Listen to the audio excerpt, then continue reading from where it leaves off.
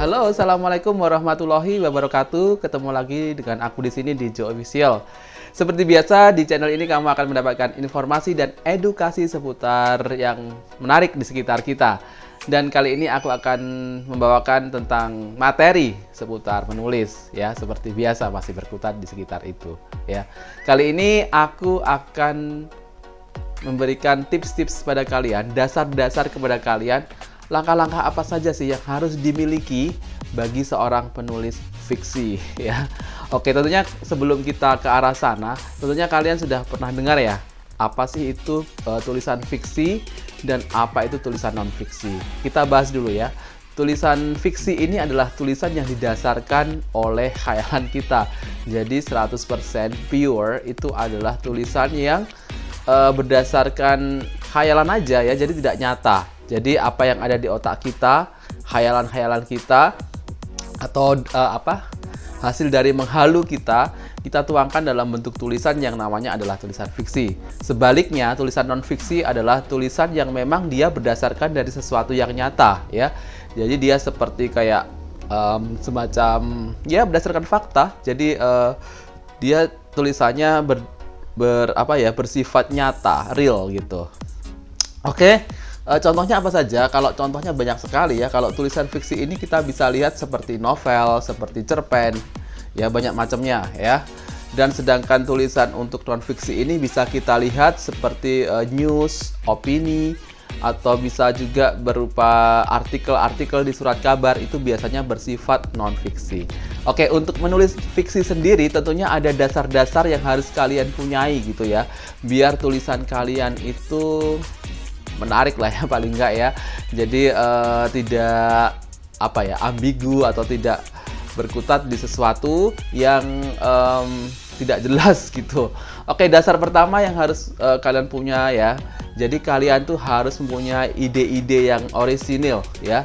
Jadi kalian tuh harus punya kayak pikiran-pikiran yang lebih luas gitu dalam menyampaikan ide-ide gitu ya. Jadi ide kalian tuh diharapkan mampu membuat kayak semacam penyegaran gitu. Idenya nggak banyak dipakai banyak orang gitu. Jadi karena memang ide ini luas, jadi untuk memperluas ide itu sendiri gimana? Aku udah pernah ya bahas di video sebelumnya.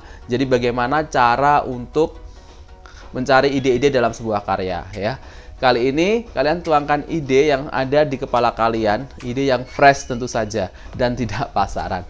Oke, yang kedua adalah alur cerita. Alur cerita ini nggak kalah pentingnya. Istilahnya dalam sebuah karya kalian itu alur cerita itu adalah nyawanya ya. Jadi kalau alur ceritanya sudah tidak menarik, tentu saja pembaca itu jadi malas bacanya. Jadi kalian harus memberikan nyawa ya. Alur cerita itu sendiri itu adalah sebuah nyawa ya. Jadi kalian buat semenarik mungkin, seorisinal mungkin, dan seberusaha mungkin tidak menjiplak punya orang lain. Karena aku yakin ya, karena kalian tuh pasti punya style tersendiri yang mungkin berbeda dengan orang lain. Jalan pikiran kalian pasti beda dengan orang lain. Aku sendiri pernah juga begitu ya, jadi pernah ngelihat karya orang lain dan aku pengen juga buat yang seperti itu. Tapi tentu saja dengan gaya aku sendiri, dengan style aku sendiri ya. Terinspirasi boleh, tapi menjiplak tidak boleh. Oke, yang ketiga adalah ciptakan karakter-karakter yang menyusun dari cerita fiksi kalian ya. Karakter-karakter yang unik, karakter-karakter yang memang karakter-karakter yang memang tidak banyak diciptakan oleh banyak orang, jadi tidak terpikirkan banyak orang. Itu pasti banyak sekali di sekitar kita. Mungkin bisa saja kita ambil dari kehidupan yang benar-benar real di kehidupan sehari-hari, biar karakter kalian tuh terkesannya tidak mengada-ada gitu ya. Jadi mungkin profesi-profesinya, pilih aja profesi-profesi yang normal yang ada di masyarakat, bukan profesi yang mengadi-ngadi gitu ya. Jadi agar menambah karya kalian tuh lebih real gitu. Yang keempat adalah tadi sudah ya, yang pertama adalah ide, terus adalah alur cerita, terus karakter. Yang keempat adalah setting. Setting ini tidak kalah pentingnya juga. Setting ini harus kalian atur sedemikian rupa, karena memang setting ini juga berperan penting dalam sebuah cerita ya. Jadi setting ini mungkin bisa setting tempat, setting waktu, ataupun setting suasananya aja.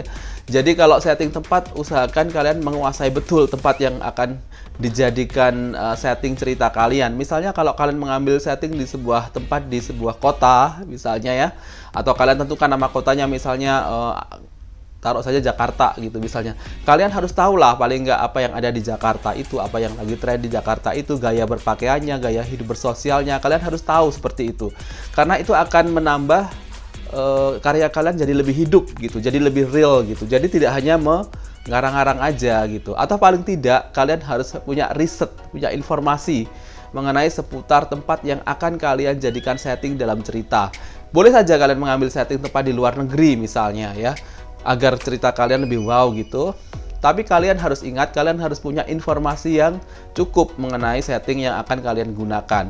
Demikian juga dengan setting waktunya. Misalnya waktunya masa sekarang dan masa lampau itu juga beda ya.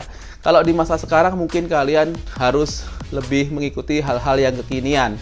Misalnya trennya apa yang sedang ini ya, tren yang sedang berlaku gitu ya. Jadi kalian nanti tidak salah dalam memasukkan dalam cerita. Jadi tidak berkesannya ini kayak kok begini ya, kok beda dengan sekarang.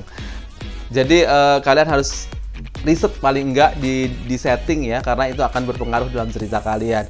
Yang terakhir yang tidak kalah pentingnya adalah ending ya. Ending ini juga penting. Ciptakan ending yang mungkin benar-benar yang fresh dan tidak mudah ketebak lah ceritanya ya. Coba deh bayangin kalau kalian tuh biasanya nonton sinetron atau nonton film gitu, terus ada yang nyeletuk, oh pasti endingnya kayak gini, oh pasti akhirnya jadi kayak gini. Itu kayak gimana sih, kayak ngilangin mood banget kan ya kalau kayak gitu ya. Jadi usahakan kalian ciptakan ending yang benar-benar tidak terduga dan tidak mudah ketebak bagi pembaca kalian ya. Dan itu bagaimana caranya, tentunya kalian perlu latihan kalau kayak gitu. Nah, itu paling tidak 5 dasar itu saja yang perlu dimiliki oleh seorang penulis cerita fiksi. Karena memang beda dengan tulisan non-fiksi yang harus kita tahu fakta-faktanya ya. Oke, itu dulu video kali ini ya. Aku harap kalian bisa mengambil lah ya ilmu dari sini. Kalau kalian merasa video ini bermanfaat, silahkan like, comment, dan subscribe.